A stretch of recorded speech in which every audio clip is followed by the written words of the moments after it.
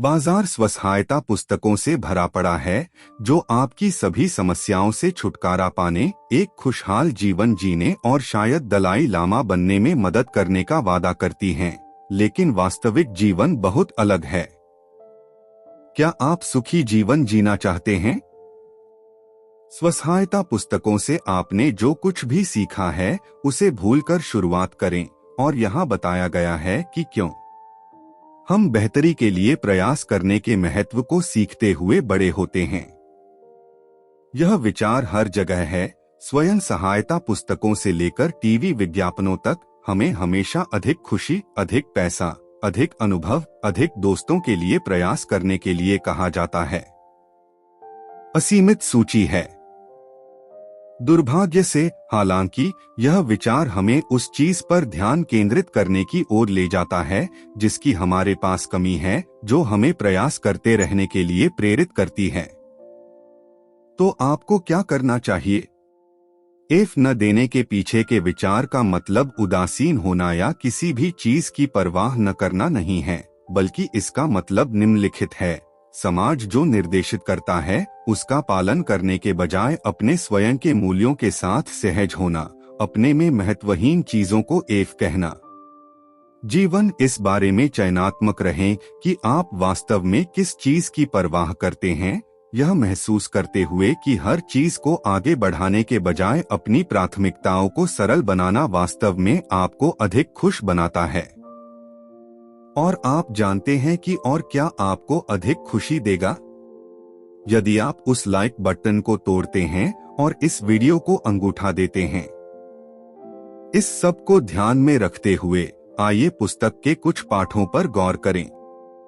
सबक नंबर 1, बहुत सारे एफ देना बंद करें। आजकल दुनिया बहुत तेजी से घूमती है। क्या आपने कभी ट्रेडमिल पर अधिकतम गति से दौड़ने का अनुभव किया है? यदि आपके पास है तो आप जानते हैं कि ट्रेडमिल इतनी तेज चलती है कि हम बस दौड़ते रह सकते हैं। यदि आप उतरना चाहते हैं तो आपके लिए एकमात्र विकल्प इसे धीमा करना है। और जीवन में भी ऐसा ही होता है। आपको इसे धीमा करना होगा, या दूसरे शब्दों में आपको बहुत अधिक एफ देना बंद करना होगा। हम उन चीजों की देखभाल में समय और ऊर्जा खर्च करते हैं जो हमारे समय के लायक नहीं हैं।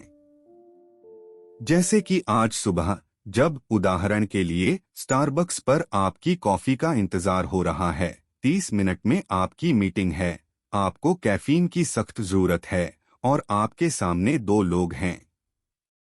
और अचानक कोई लाइन में कट जाता है और आप पूरी तरह से अपना आपा खो देते हैं। ऐसे क्षणों में आपको याद रखना चाहिए कि आपके पास खर्च करने के लिए सीमित मात्रा में ऊर्जा है और आपके पास देने के लिए सीमित संख्या में एफ हैं। तो आइए सतही घटनाओं या लक्ष्यों के साथ अपने एफ को बर्बाद करना बंद न करें। और लेखक इसे खूबसूरती से कहते हैं, अपने जीवन में मैंने बहुत से लोगों और बहुत सी चीजों के बारे में एफ दिया है। मैंने बहुत से लोगों और बहुत सी चीजों के बारे में एफ भी नहीं दिया है। और जैसे कि सड़क नहीं ली गई, यह था एफ नहीं दिया गया, जिससे सारा फर्क पड़ा। सबक नंबर 2, खुशी को गलत समझा जाता है। हमारा मानना है कि खुशी किसी परिणाम के प्रति एक भावनात्मक प्रतिक्रिया है। यदि आपका अगला प्रोजेक्ट सफल होता है तो आपको खुशी होगी। यदि नहीं तो आप नहीं करेंगे। यह एक यदि-तब समीकरण है जिससे हम कभी भी संतुष्ट नहीं हो सकते, क्योंकि जैसे ही हम उस परिणाम को प्राप्त करते हैं, हमने तुरंत मानक बढ़ा दिया है। सच तो यह है कि खुशी समस्याओं को सुलझाने या चुनौतियों पर काबू पाने से बढ़ती है। याद रखें, समस्याएं आपके लिए अच्छी हो सकती हैं। जब कोई समस्या होती है तो आमतौर पर समाधान भी होता है। और जब आप किसी समस्या का समाधान करते हैं तो आपको बेहतर परिस्थितियों की संतुष्टि मिलती है। जीवन में समस्याएं लहरों की तरह हैं और हम सर्फर हैं। जब कोई लहर यानी समस्या आती है तो आप उस पर सवार हो जाते हैं। फिर यह खत्म हो जाता है, लेकिन आप निश्चित रूप से जानते हैं कि इसके ठीक पीछे एक और आ रहा है। लेकिन अब आप सर्फिंग में थोड़ा बेहतर हो गए हैं, तो भले ही लहर बड़ी हो, आपने उसे कवर कर लिया। तो लहरों का स्वागत करना शुरू करें, क्योंकि उनके बिना आपको वास्तव में बेहतर होने का अवसर नहीं मिलेगा। और जैसा कि लेखक ने लिखा है, जीवन मूलतः समस्याओं की एक अनंत श्रृंखला है। एक समस्या का समाधान केवल अगली समस्या का निर्माण है। समस्याओं के बिना जीवन की आशा न करें। अच्छी समस्याओं से भरे जीवन की आशा करें। पाठ संख्या 3, पात्रता जाल। जीवन आसान नहीं है। यह उचित नहीं है। यह कभी नहीं था, और संभावना है यह कभी नहीं होगा। लेकिन इस सार्वभौमिक सत्य के बावजूद आप शायद जिसे लेखक हकदारी का जाल कहता है, उससे पीड़ित होना। यह दो में से एक रूप ले सकता है। एक, आप मानते हैं कि आप हर समय अच्छा महसूस करने के हकदार हैं, या दो, आप मानते हैं कि आप असाधारण हैं या अलग हैं। और यह सब 1960 के दशक में शुरू हुआ, जब शोधकर्ताओं ने पाया कि जो लोग अपने बारे में अच्छा महसूस करते हैं वे बेहतर प्रदर्शन करते हैं। तभी नीति निर्माताओं ने इस उम्मीद में आत्मसम्मान को बढ़ावा देना शुरू किया कि इससे बेहतर शैक्षणिक प्रदर्शन, कम अपराध, अधिक रोजगार, नौकरी में प्रदर्शन और समग्र रूप से निर्वाण जैसी चीजें सामने आएंगी। अगले दशकों में यह आंदोलन बढ़ता गया, और हाल ही में प्रौद्योगिकी पात्रता महामारी में योगदानकर्ता बन गई है। आजकल अपनी तुलना उस फेसबुक मित्र से करना आसान है जिसने अभी अभी एक चमकदार कार खरीदी है, या दुनिया भर में यात्रा करते हुए 1 वर्ष बिताया है, और यह महसूस करना बहुत आसान है कि आप उस जीवन के लायक हैं, भले ही आपने वास्तव में इसके लायक होने के लिए कभी कुछ नहीं किया हो। हकदार महसूस करना आपको बढ़ने और सीखने से रोक सकता है, क्योंकि आप अपनी खामियों को नहीं पहचानते हैं, और इसलिए आप कभी भी खुद में सुधार नहीं कर सकते हैं। हर कोई असफल होता है, लेकिन आपको अपनी असफलताओं को पहचानकर उनसे सीखना होगा और वास्तव में बेहतर बनना होगा। और लेखक के शब्दों में, अधिकार के साथ समस्या यह है कि इससे लोगों को हर समय अपने बारे में अच्छा महसूस करने की जरूरत पड़ती है, यहाँ तक कि अपने आसपास के दूसरों की कीमत पर भी। पाठ संख्या 4, अपने मूल्यों को परिभाषित करें। यदि आपको अब तक इस पुस्तक के ज्ञानवर्धक सारांश में मूल्य मिला है, तो अपनी प्रशंसा दिखाने के लिए लाइक बटन दबाना न भूलें। इस वीडियो को अपने दोस्तों, परिवार और सहकर्मियों के साथ शेयर करने से उन्हें व्यक्तिगत और व्यावसायिक विकास में मदद मिल सकती है। और यदि आप उतने ही उत्साहित हैं जितना हम अधिक विचारोत्तेजक सामग्री में गोता लगाने को लेकर हैं, तो सब्सक्राइब बटन दबाना सुनिश्चित करें और शिक्षार्थियों और उपलब्धि हासिल करने वालों के हमारे समुदाय में शामिल हों। आइए पुस्तक के सारांश को जारी रखें। लेखक के अनुसार, हमारे मूल्य हमारी समस्याओं की प्रकृति निर्धारित करते हैं, और हमारी समस्याओं की प्रकृति हमारे जीवन की गुणवत्ता निर्धारित करती है। इसलिए यदि आप बेहतर जीवन का मौका पाना चाहते हैं, तो आपको अपने मूल्यों की जांच करनी होगी और उन मूल्यों को बदलना होगा जो आपके लिए अच्छे नहीं हैं। कैसे? ये प्रक्रिया की 3 परतें हैं। परत नंबर 1, अपनी भावनाओं को पहचानें। जब कोई चीज आपको परेशान कर रही हो, तो पहचानें कि आप क्या महसूस कर रहे हैं। परत संख्या 2, निर्धारित करें कि आप कुछ भावनाएं क्यों महसूस करते हैं। अपने आप से पूछें कि आप ऐसा क्यों महसूस करते हैं। जब तक आप इसका कारण नहीं जानते, आप इसे बदल नहीं सकते। परत संख्या 3, अपनी भावनाओं में अंतर्निहित व्यक्तिगत मूल्यों की पहचान करें। आप सफलता और विफलता को कैसे परिभाषित करते हैं? यहाँ लेखक की एक व्यक्तिगत कहानी है, जिससे आपको यह देखने में मदद मिलेगी कि इसे कैसे क्रियान्वित किया जाता है। मैनसन अपने भाई के साथ घनिष्ठ संबंध रखना चाहता था, लेकिन उसके भाई ने उसके संदेशों का लगातार जवाब नहीं दिया। इसलिए उसने खुद से सवालों की एक श्रृंखला पूछना शुरू कर दिया, जिससे भले ही उसे बहुत असहज महसूस हुआ, लेकिन समस्या की जड़ को समझने में मदद मिली। उदाहरण के लिए, मेरा भाई मेरे संदेशों का उत्तर नहीं देता। क्यों? उसे मेरी परवाह नहीं है। मैं ऐसा क्यों विश्वास करता हूं? यदि उसे संबंध बनाने की परवाह होती, तो वह उन्हें उत्तर देता और तेजी से उत्तर देता। वह असफलता जैसा क्यों महसूस होता है?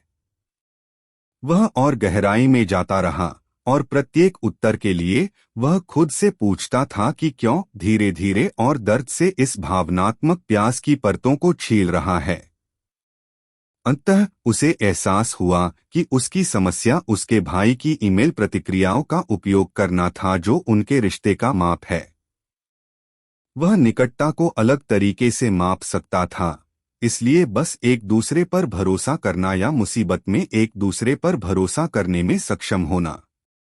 और अपनी भावनाओं और मूल्यों पर काम करने के बाद उसे पता चला कि उसे इतना दर्द क्यों महसूस हुआ, और उसने पाया कि यह पूरी तरह से अनुचित था।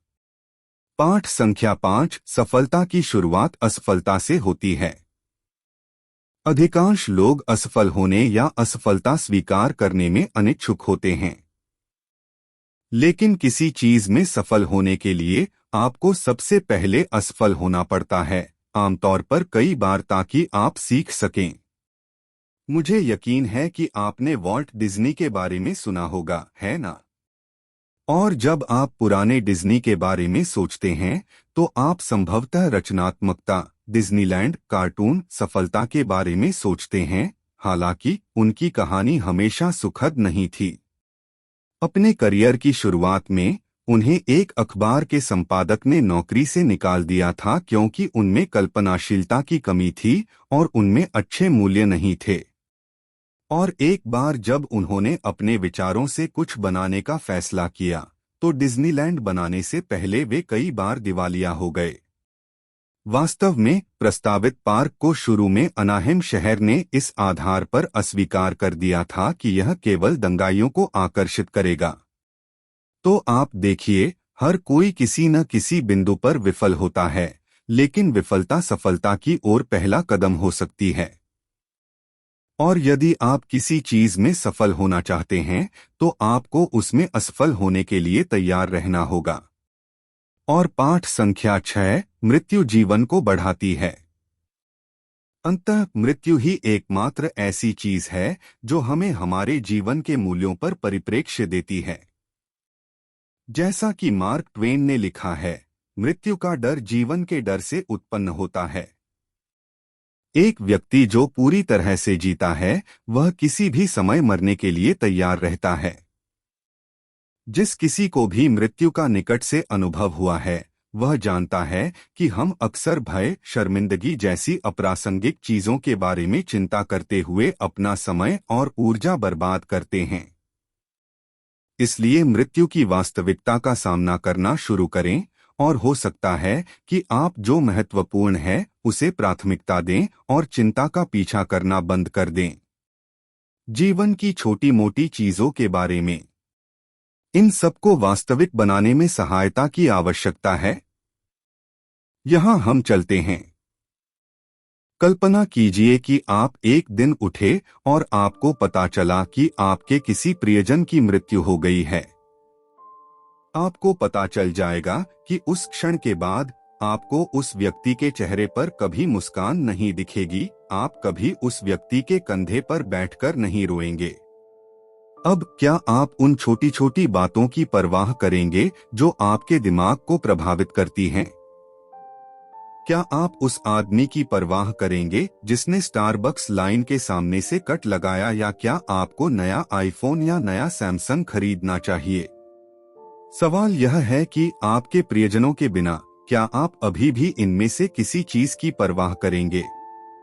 तो आप देखिए, जीवन उन छोटी चीजों से कहीं अधिक बड़ा है जिनके साथ हम अक्सर अपनी ऊर्जा बर्बाद करते हैं। तो वहां जाएं और मैनसन के शब्दों को याद रखें। आप और आपके जानने वाले सभी लोग जल्द ही मरने वाले हैं और यहाँ और वहाँ के बीच कम समय में आपके पास देने के लिए एफ की एक सीमित मात्रा है, वास्तव में बहुत कम।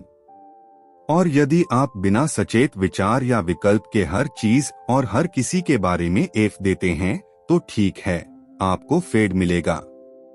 यदि आपको यह पसंद है तो आप निश्चित रूप से अगले सप्ताह आने वाले अगले सारांश को पसंद करेंगे। इसलिए सदस्यता ले बटन पर क्लिक करें, परिवार में शामिल हों, एफ देना बंद करें। आपका दिन अद्भुत हो और मैं आपसे मिलूंगा अगला।